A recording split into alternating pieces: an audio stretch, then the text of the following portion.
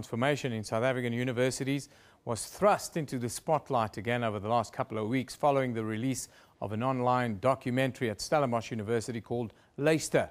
Since its release on the 20th of August, the 34-minute documentary has been watched more than 300,000 times on YouTube and has been trending on social media across South Africa, and it seems to be spreading.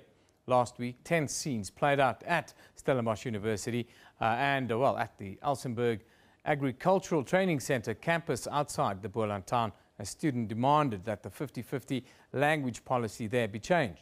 The university's management has come out and said that they're working very hard to become more inclusive, but there seems to be a gap between their sincere intentions and the reality experienced by some.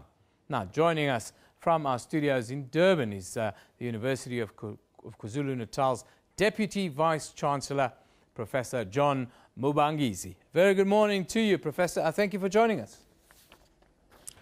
Good morning, Eben, and good morning to your viewers. Professor, the University of KZN is considered the most transformed tertiary institution in South Africa right now. Tell us, how did you achieve this, and what is it that you think you're doing differently from other universities? Thanks, Eben. It would be very difficult to recount all we have done in a short interview like this, but I will highlight a number of things that we have done as a university to drive transformation. Yeah, first of all, we are a merged institution. We merged the University of Durban Westville with the University of Natal to create the University of KwaZulu Natal. Now, on the creation of the University of KwaZulu Natal, we had to put policies in place to drive transformation generally and specifically. And some of these policies dealt specifically with transformation, as I've just said. We have, for example, policies on racism and racial discrimination. We have a policy on language. We have policies on retirement, policies on selection and recruitment, and a whole number of policies that take transformation into account, either deal with it specifically or indirectly. But also, we've got a strategic plan in which, or within which, transformation is clearly embedded. For example, in our vision of being the premier university of African scholarship, we also have a number of values in that strategic plan that talk to transformation. We also have specific strategic goals and strategic objectives that talk transformation. And more importantly, we have what we call success indicators, against which we measure the achievements we have made.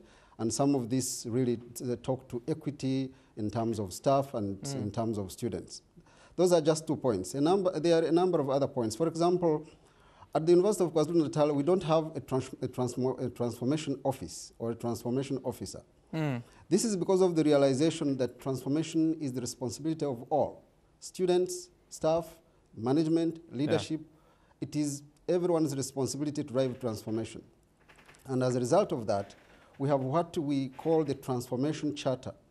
This is a charter that plans how we drive transformation. It is a charter that has been embraced by everyone in the institution. It was actually launched by the Minister of Higher Education and Training about 5 years ago. And it has informed and helped us drive transformation successfully. Yeah. There are a number of other things. For example, we have specific programs and projects. Programs, for example, intended to identify and appoint black South Africans and mentor them to become academics.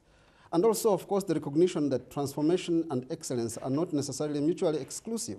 You can be successful and in academic excellence, but also be a transformed institution. And underlying all that, of course, was a committed leadership. Yeah. All the way from the council, from the vice-chancellor, executive management, senior management, and it is, as I said, it is a concerted effort led through the governance of the institution that has actually led to what is seen as the most transformed institution, higher education institution in the country. Professor, how do we find the balance? We see right now in South Africa that our campuses are being opportunistically, in a way, politicized through our SRCs, and there are lots of violent clashes on a variety of them that we can call. How do we find the balance between what is best for the students and what is good citizenry and good politics for students on campus?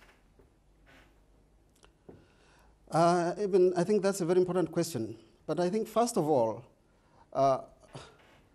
politicians must stop using universities as political kindergartens. Because universities are established for a particular purpose. And it is, I think, important that all of us, students, staff, parents, the community, understand the roles and functions and responsibilities of universities. And as you know, they are threefold. First of all, universities are there for knowledge production. Secondly, for teaching and learning. And thirdly, for responsible community engagement. And the emphasis here is on responsible.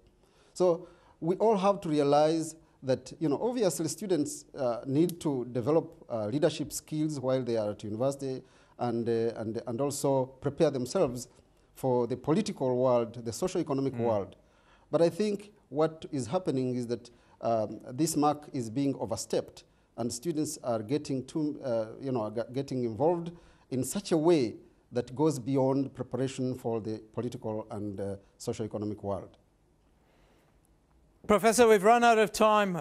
We'd like to call you back at some point because we feel that this discussion needs to be escalated. Maybe we can have some sort of panel discussion in the future because it's such an important issue for South Africa to come to terms with. That's Professor John Mubangizi, who is the Deputy Vice-Chancellor at the University of KwaZulu Natal.